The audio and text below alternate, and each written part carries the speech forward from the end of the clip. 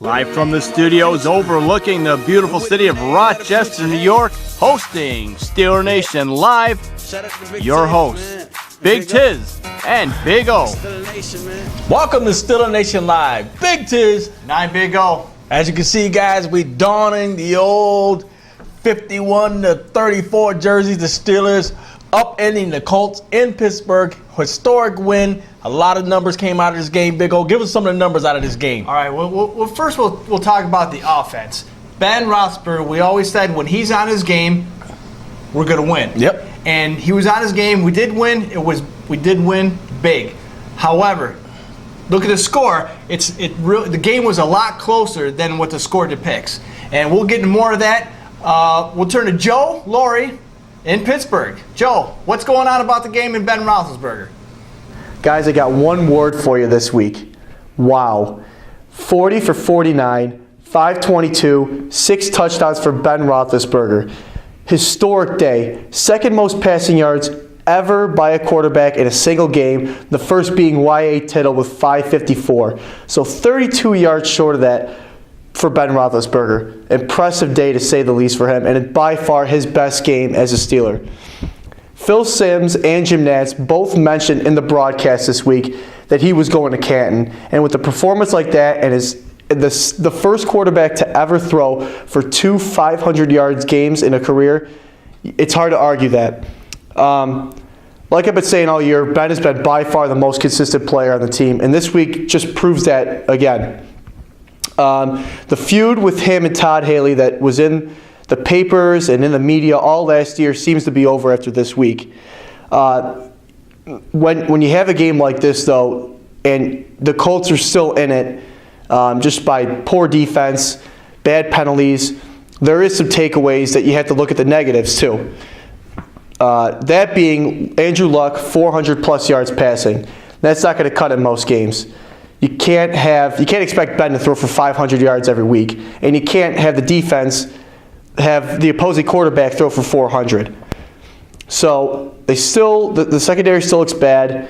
You know, I know that they had 2 interceptions, one of those being real late in the game, but not, again, no takeaways this week.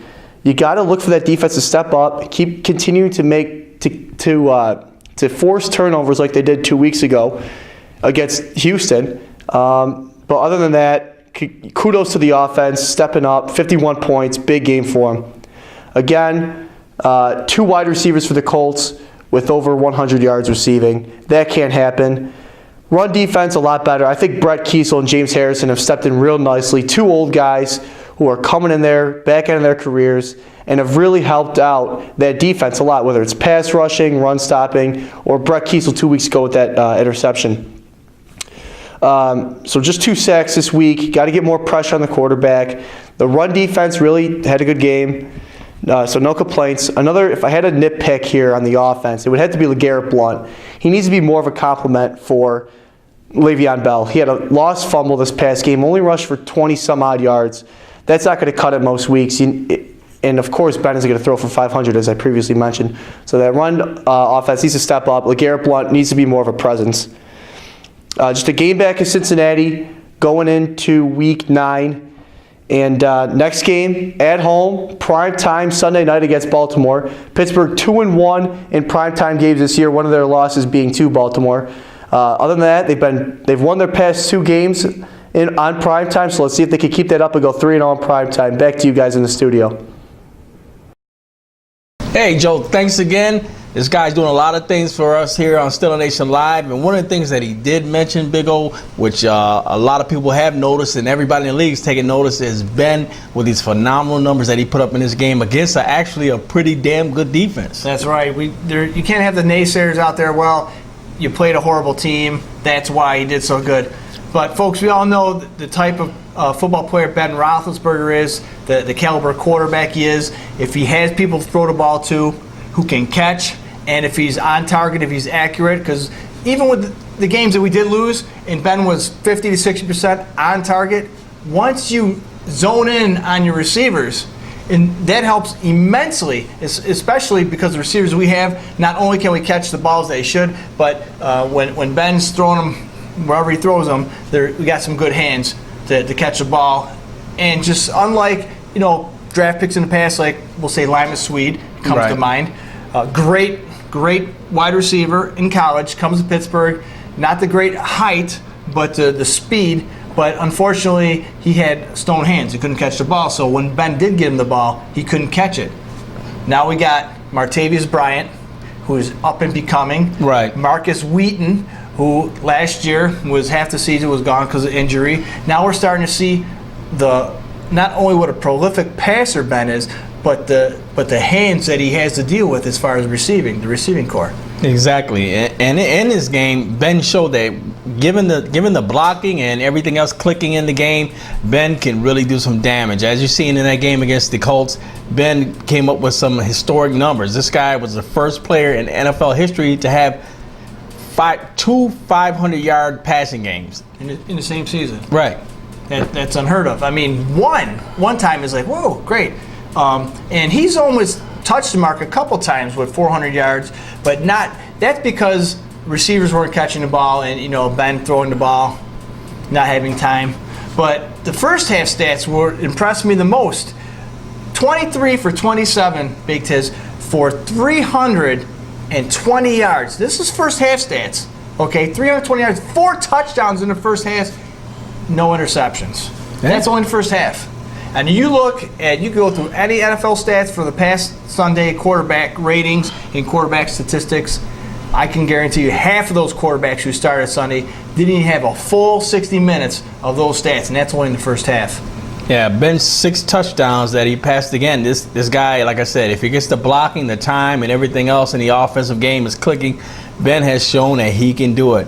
And like you said, phenomenal first half stats for this guy. 4 touchdowns in the first half of a game. The numbers he had in the first half are usually numbers you see for a complete game. This guy had that at halftime. So like I said, I was amazed with the things that were going on. And, the Steelers still, after all of this, they still put themselves in positions where they almost put themselves to have to fight to win this game. Unbelievably. Oh, absolutely. We'll go over that.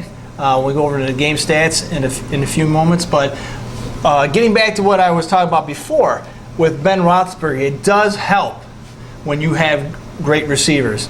Now, let's go over the receivers that we have there, Big Tiz. For those of you keeping score at home, get your pens, get your paper, get your pencils out.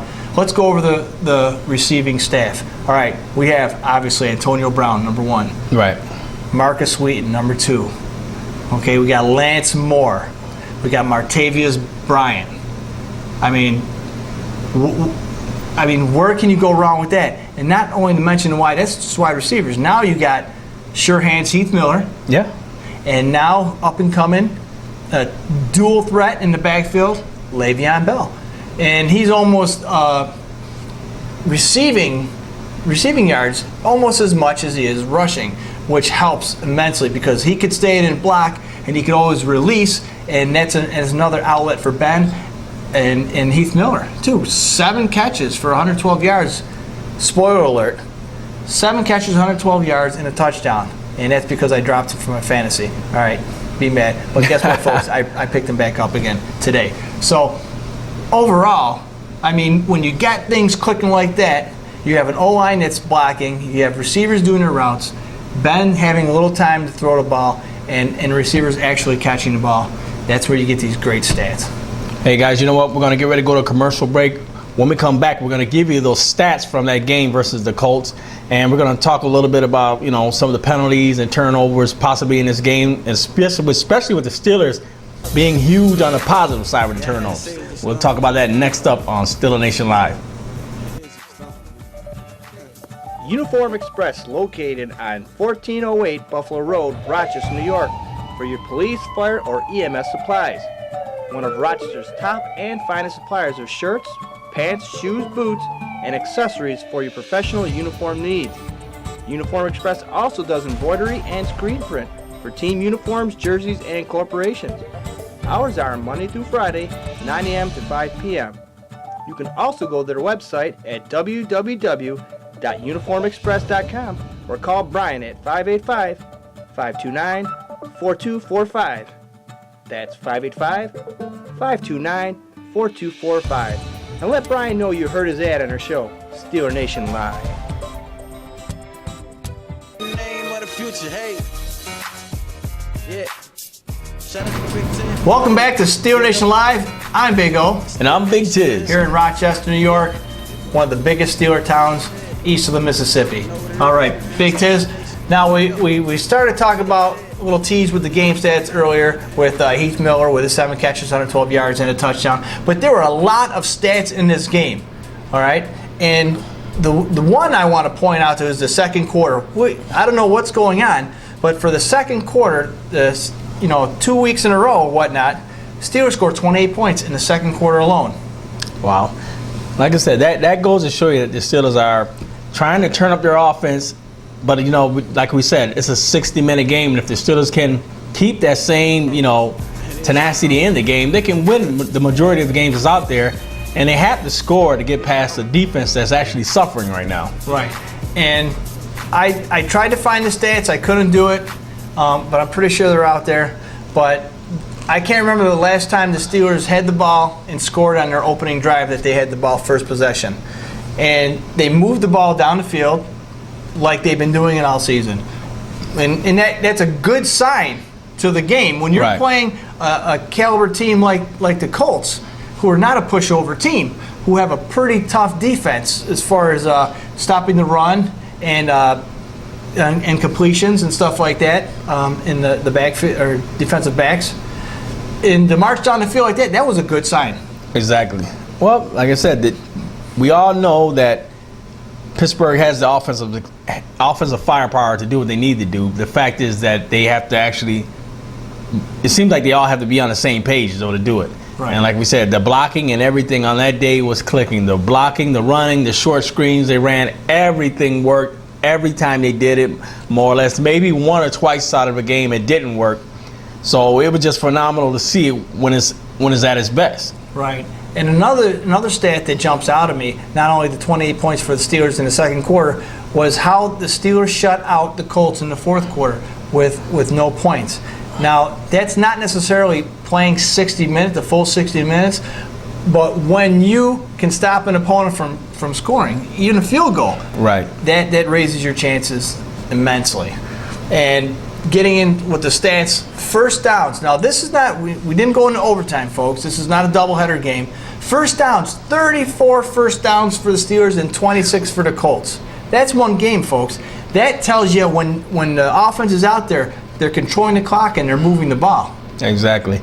And the Steelers, like I said, they, with their short yardage passing game that they, have been in effect since Haley's been there, that adds to it with the first downs, the dinky dunk type things. And, lately, it looks like they've been trying to connect on the long ball to that young rookie, Martavis Bryant, and that finally is starting to come to fruition. So it was just amazing to know that now we have another weapon that's possibly on the other side of Antonio Brown, intermingled with all the other receivers that can be up and coming. And then we got, like I said, Marcus Wheaton, and let's not forget Lance Moore. Right. What he can bring to the table as far as, that maturity level, that veteran receiver, and not necessarily having to take these guys under his wing because they could all see, they know what they're doing. But just to have his presence there, it's like the teddy bear, something to hold on to assure you that everything's going to be fine, you're going to do it. Exactly. And I like that. It's just, as you alluded to earlier, when you're clicking on all cylinders, when you got the blocking, the accurate passing, and the catching ability of the wide receivers, that's a great recipe for success. Exactly. Now, in this game, the Steelers had 639 yards of offense as compared to the Colts with 448. With 448 any other game, that's phenomenal numbers. But the Steelers had 639, almost 700 yards of offense. The Steelers were clicking on all cylinders. But the Steelers did have the 10 penalties for 59 yards. Now, the 10 penalties for 59 yards, is it good? No. But the numbers from where we started from the beginning of the season for it to even be at this level, to me, I think is excellent. Yeah, and if you do the math and you see 10 penalties, only 50-something yards, now they're only 5-yard penalties, and that's like the defensive backs for holding. Yep, or jamming to the face. Stuff like that. We can build off of that. We can work off that. The only negative in that is that it continues drives for the Colts, like it was third down or second down and long, and now you're giving up more yards. It doesn't show here in the stats, But when you have a situation where your defense is finally stopping Andrew Luck in the offense for, like I said, second and long, third and long, you have this little 5-yard penalty that you don't see that in the stats. Exactly. Well, like I said, if you look at the numbers on this game, the Steelers they had 2 turnovers as compared to 2 turnovers for the Indianapolis Colts. But this time of possession, that's huge, with the Steelers having 39 minutes and 43 seconds and Indianapolis Colts 20 minutes and 17 seconds. That's not a misprint, folks. This is not misspeaking. But then you think about it, though. You don't really need that much time to score. You look at the score. The Colts only had the ball 20 minutes, and they put up 34 points. Right. Why is that?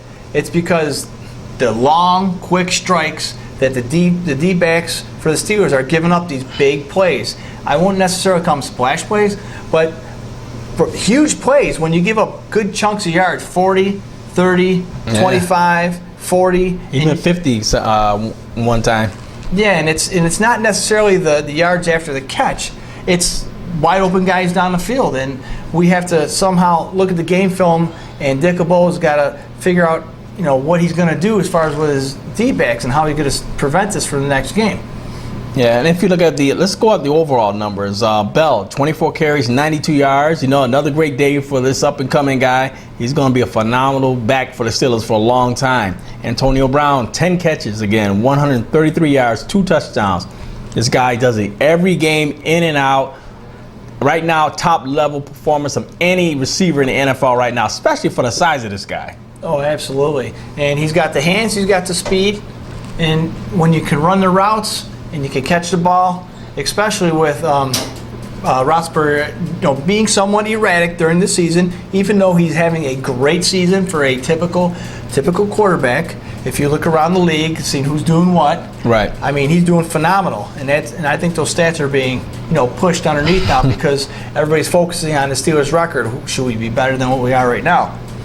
With that all said in mind, and let's not take away from the fact that the 92 yards rushing that Le'Veon had was just rushing. Now, combined yards, I believe he had 6 catches for 36 yards or something like that. I mean, combined, I believe that, write this down, Big Tiz, that I do believe that Le'Veon Bell will have over 2,000 yards of total offense, rushing and receiving this year. I guarantee it. If he keeps it up, stays healthy, doesn't get injured. Right. Because we see that Dre Archer was supposed to be that type of back. That's what we got Dre Archer for. But unfortunately, it's not working out for us because of his size. He cannot stay in the backfield and help Ben and block and then peel off and expect, hey, because the guys are either knocking him over, knocking him down. He can't get up, and now there's a receiver that you can't throw the ball to because he's on the ground. But if you look at him, it doesn't look like there's too much of a difference in size between him and Antonio Brown. Right. So, but the thing about it is, though, what Dre Archer does bring to the table in the backfield, that defenses cannot see him. Not trying to be funny, but when you're looking back there, he hides behind Ben, and that's a setup play. If the defense doesn't know where he is, where he's lined up, you lose track of him. But you got to give him the ball. Once you get the ball, you got to do something with it. But Le'Veon is stepping up and he's taking that role, and that's huge. Instead of just Le'Veon, the ball carrier, he's Le'Veon, the ball carrier, the pass blocker, and the receiver. That's true. I agree 100%. The nice rookie upcoming, Martavius Bryant, 5 catches, 83 yards, 2 touchdowns. Amazing. This guy again. Week in and week out for these young guys since he came back from the injury, he's starting to produce, and these are the things we were expecting from this guy. And if he steps up, that can be a nice quartet of receivers the Steelers have. I mean, probably one of the more dangerous ones in the league at this point. Oh, absolutely, because not only has he proven that he can catch the ball, he has the height. And Ben went to him in the end zone twice. Yeah. I mean, you got to jump for these balls, and not only the concentration of getting these balls, catching them, bring them in, and then getting your feet in. It's just for a rookie to do that, and because we all know from the game films, and I was very hesitant with the Steelers signing this guy because he was the number 2 receiver, and he was the guy that he would only throw the ball to if he was wide open. So He really didn't prove himself his senior year in college. So I was kind of skeptical, but now seeing what he's done in the Colts game, I'm starting to think the other way. I think this guy's a diamond in the rough. Yeah. Heath Miller, again, the veteran, 7 catches, 112 yards, 1 touchdown. One of the catches, I believe he was so wide open. I believe it went for 40 to 45 yards. Yeah. That, he was looking for somebody to tackle him while he was running towards the end zone, and he finally got tackled. But, the Colts had a lot of problems with their blown coverages in this game. It was just a lot of things going on with the Colts. And at least Marcus Wheaton, 5 catches, 56 yards, 1 touchdown. Marcus is still there, but the thing about it is, I don't know if with Martavius coming back, if that pushes him off to a number 3 receiver, or if Martavius is going to be the main, number 2 receiver. Who knows what's going on, but it's a good problem to have. You hit the nail right on the head, Big Tiz. With the caliber of those receivers, this is what you want. And I'll tell you why. Not because you don't want your players, fighting against each other, but they're not. They're fighting to see who's better. Right. What position can I get? Number 2, number 3. And to do that, you have to do good. So that pushes yourself. That elevates your goals, your ability to play. And when you do that, you make yourself better. You make the team better. So it's a win-win situation for that all the way around for Ben Roethlisberger. Exactly. And like I said, the numbers for the Colts, not bad. I mean, look, 26 of 45, 400 yards, 3 touchdowns, 2 interceptions, 1 big interception at the end of the game. Ahmad Bradshaw, 6 carries, 35 yards, 1 touchdown. T.Y. Hilton did a lot of damage to us. He had 6 receptions, 155 yards, 1 touchdown. And, he got behind Cortez Allen once, and Cortez was victimized a couple times in this game on both touchdowns. Moncrief, 7 Who catches. is this Moncrief guy? I don't know. But I tell you what, I picked him up today. He's on my fantasy team. But you got guys like Moncrief, you got T.Y. Hilton. Come on. And you got Andrew Luck, who's almost Roethlisberger-esque. He's got the size. He's got the strength to throw the ball. He's not really that magical in the pocket trying to elude people. But if you contain him in the pocket, he's through. But if you let him move up in the pocket, he's got all day long throw to these receivers, and we lucked out that game. Yeah, we did. We really did. And defensively for the Steelers, a good day defensively for the Steelers, actually, even though they did give up yards. But they kind of almost had that kind of bend but not really break mentality in this game. 2 interceptions, 1 fumble, and 2 sacks. And I believe it could have been more sacks than that. Yeah, and our main man, James Harrison, number 92 here, sack, forced fumble. Too bad we couldn't get that one. But just showing his tenacity and slowly folks, we got 8 more games left, and he's coming around slowly. He's no spring chicken. He's 36, yeah, 36 years old, and look at this guy. He's in phenomenal shape. He's pulling Andrew Luck down. Come on, this guy's huge. But you know what I'm saying? But the thing about it is with our secondary giving up these big plays, if our offense isn't doing what they did against the Colts, we get blown out. It's another Cleveland game. Yeah.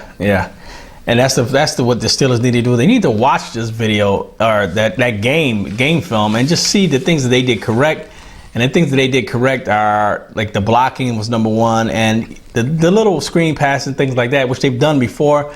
But these are the things they have to continue. And mainly number 1, it comes down to is that blocking.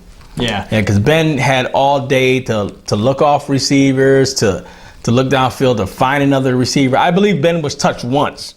Right. He was very clean. Yeah. You couldn't tell with the jerseys.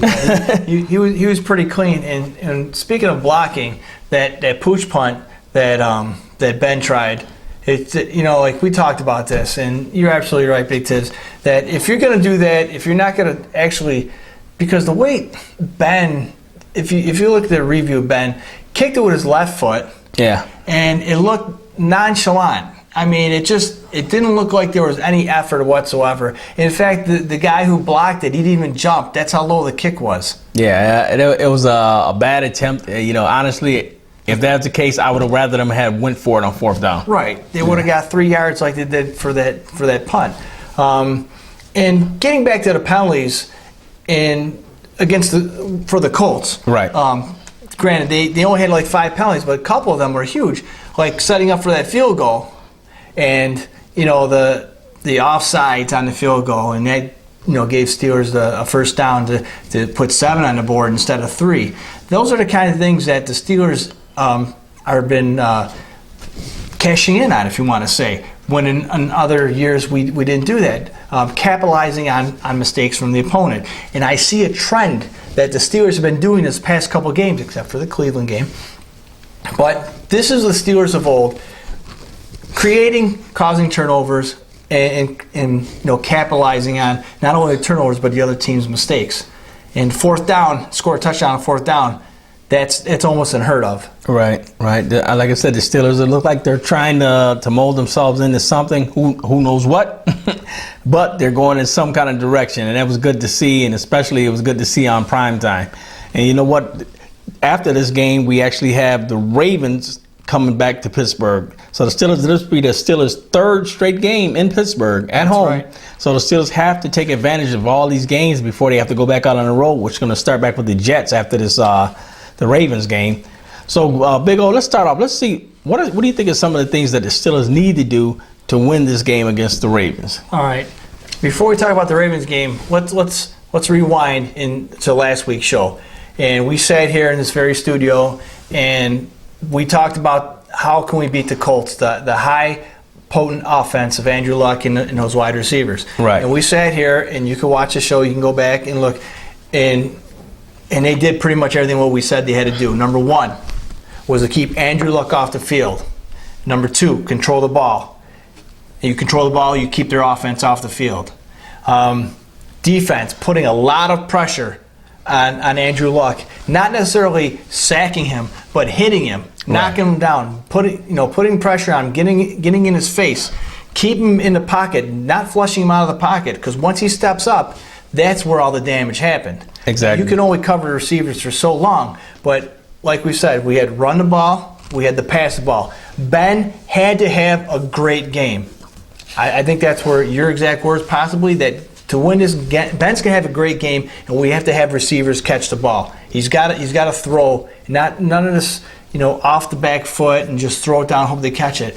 We need accuracy. Now, getting to the Ravens game, pretty much the same way. Flacco is not good. I think he's one of the most overrated quarterbacks, and he has one receiver now, Steve Smith. And we all seen that penalty. If that game was not in Cincinnati, that flag is not thrown. Right. I'm sorry.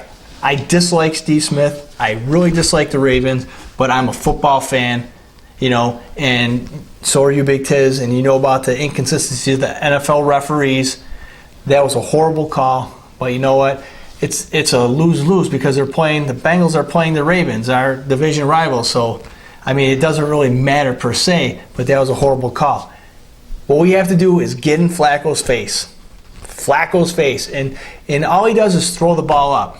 If you hit the receivers at the line, get them off their routes, and then Flacco just can't throw the ball because there's not going to be anybody there. And we have to do that. And it's basic. ABCs, 1, 2, 3s. Control the ball on the ground. Don't let them get in our heads like we did last game. We got blown out by the Ravens in Baltimore. I agree. That was well said. That was a lot of the keys to it. The fact is, like you said, we have to keep Flacco to where he doesn't have enough time to come off of this receiver to that receiver to that receiver. You got to get in his face, and you got to make him think, even when he's not hit, that he's going to be hit. And that way you can, make him rush throws, and which Pittsburgh has done to him in the past a lot of times. But the fact is, this is a new year, it's a new team, but we have to continually do what, these things that, you need to progress. And a lot of it, just watch the keys to victory in some of the other games when the Cincinnati Bengals had beat them. Cincinnati Bengals did the same thing. They kept constant pressure on them. And the receivers basically get up in their face and jam them. I don't know if Cortez Allen is going to be out there on his man because he's a marked man right now. A lot of teams know he's almost like the weak link in a not so good secondary as it is. That's right. And it doesn't help with Troy Polamalu's trying to do more than what he should be doing, out of position, more than not. And he's not getting any help with deep balls. And you could see on 2 of the touchdowns where he got burned. Mm-hmm. You could see that there's no reason, if you're not up on the line of scrimmage blitzing, if you're not doing a safety zone blitz or whatnot, you need to be the last person back there. There should be nobody behind you. But the two plays that Allen got burned, not trying to come in his defense, but I'm pretty sure he was looking for help that he didn't get. And that's just, it's just unacceptable for me. Right. And that goes to show you exactly, especially in the NFL, the way you have to be ready to play every Sunday. Because as you can see, the Sunday before this, I believe, the Indianapolis Colts dismantled the Cincinnati Bengals. I think it was 27-0. Yeah. Yeah. And now they come to Pittsburgh, and Pittsburgh dismantles these guys. So that shows you that Pittsburgh has the strength to do it. Oh, yeah. And the thing about it is, now you have the Ravens, who just lost in Cincinnati for a second time, and they come to Pittsburgh. So in all reality, Pittsburgh should have no problem beating them. That's right. And we come in this game tied for second, half a game out, the Bengals, because of that one tie that the Bengals had with the Ravens. And the record for the Ravens does not depict how they play football. Right. I think the only solid win they had so far is when they took it to us in our down in Baltimore.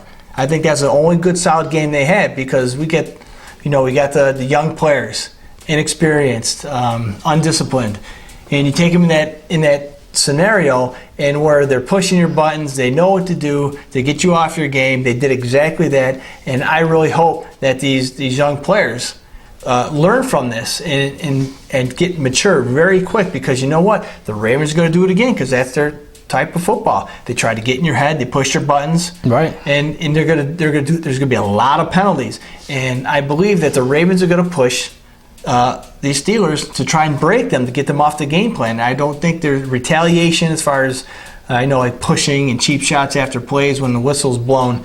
That I think the Ravens are going to try and do that again with the Steelers. 100%. This man's on fire tonight. I mean, he's hitting the nail on the head. And this is a lot of the key elements that the Steelers need to win this game. If they stick to these, we here at Steelers Nation Live believe that the Steelers can win this game. You know what, Big O? How's the weather going to be out there in Pittsburgh Sunday night? Full crowd, TV audience. How's it going to be? Well, I tell you, Big Tiz, just like any meteorologist out there, I'm right on my game. I'm 50-50. I mean, I flipped a coin, and I just close my eyes, and I think, what do I want the weather to be? No, folks, that's not true. I don't do that. Actually, I do my meteorologist, weatherman stuff. I look in the future. Don't have a crystal ball. I do have Google, because Google knows all. I have Google Weather, and I find out what's going on to help you folks going to the game in Pittsburgh, or if you're traveling from Rochester or wherever you are, because there's Steeler fans everywhere. It's going to be cold, folks. I'm going to tell you. The high is going to be only 51 on Sunday. Now, remember, this is an 8:30 game, folks. The low is going to be 34 degrees.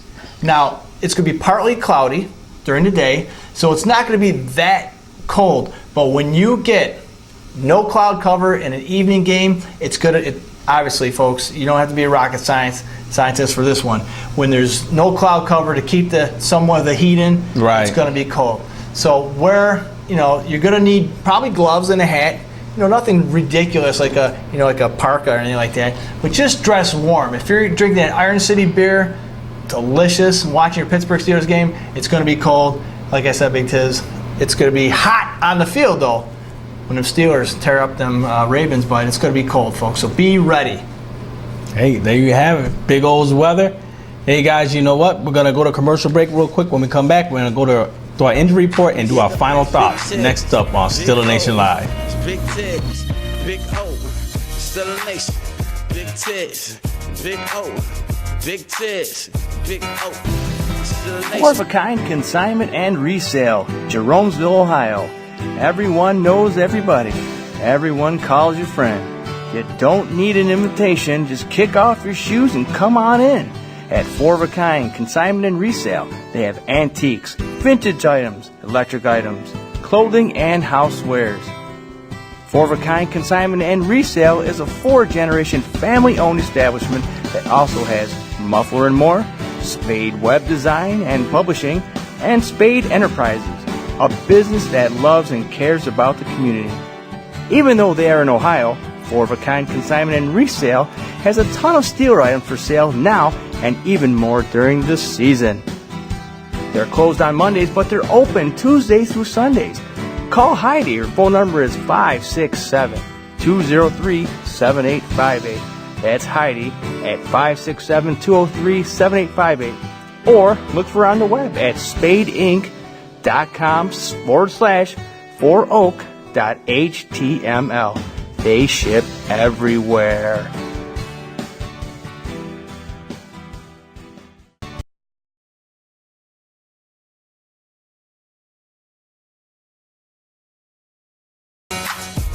Yeah. Shout out to Big Tiz, man. Big O. Folks, welcome back to Steel Nation Live. I'm Big O. I'm Big Tiz. And we all got the weather. We all got the game plan for going on against the Ravens. But you know what? Injury report. Not too much there in the MASH unit with the Pittsburgh Steelers, other than, the other. Jarvis Jones still out with the wrist. Shamarko Thomas, he's got the knee issue. Not a problem day to day. But Le'Veon Bell, a scare early in the first half against Indianapolis Colts, had some type of ankle injury. He walked up the field on his own, regained, came back to finish the game. So I really am not too concerned about Le'Veon, but always in the back of your mind, you don't want your star running back hurt. So he's day to day. He's probable, not doubtful. Ross Ventrone, all know the Palomalu wannabe. He got hurt, hamstring. He's day to day. He's doubtful. Special teams, whatnot. He's an up and coming, special teamer, possibly taking over some role in defensive back for the Steelers. But and it was great to see Ryan Shazier back. Unfortunately, he's on a snap count. So because the injury to the knee or whatnot, don't want to push him, which I totally agree with Tomlin and the Rooneys. Let's keep him on a snap count. So he'll be playing for the Ravens. Hopefully they won't be cheap and get him out of the game and do some cheap stuff to him. But you know what? He'll be back in full swing probably in a couple of games. Yeah, I love it. So you're fed up with the injury report. There's not a lot of major injuries at this point, but the Steelers are getting it all together. Guys, you know what? We're going to step right to our final thoughts of the night. And I'm Big Tiz, so I'm going to hit you with our final thoughts or my final thought for the night. One of the things is, like I said last week, with consistency, the Steelers got to keep it going. Keep it going. I mean, the blocking, the short passes, and the way the defense is trying to play and step up and play, the Steelers have to continue this and continue being consistent. If the Steelers stay that way, I believe the Steelers will win this game against the Ravens. I can see the Steelers winning this game, I'll say 28-17. Wrote it down. It's in the book. Hey, Big Tiz, this is our time. It's personal now. I mean, we went to their house. They smashed us around, slapped us in the face. It's done. Now we're home. Now it's time to return the favor. Nothing extravagant, nothing big, nothing huge. Just Steelers smash mouth football. We're gonna have the same outlook as we did against the Colts. We're gonna go out there. Ben's gonna be on target. Receiver's gonna catch the ball, and then we're gonna sneak in that run. Le'Veon Bell, dual threat in the backfield. I see nothing but a slaughter. A slaughter, Big Tiz. I don't think the score is gonna depict what's gonna happen during the game. Right. I believe 24-9. Steelers going to win. Not that big of a score, but when I mean slaughter, it's just going to be a payback for what they did to us down in Baltimore. 24-9. 24-9. Got to write it down. Write it down, Big Tiz. 24-9. Hey guys, like I said again, phenomenal. We love the feedback we get from you fans. Another week here on Still Nation Live. Let's wrap it up and let's have another week of win for the Steelers as they beat the Ravens. 3 straight games in Pittsburgh with all wins. Let's go for the trifecta, Steelers. So we'll see you next week from Big Tiz and Big O. All right, next show on Still Nation Live.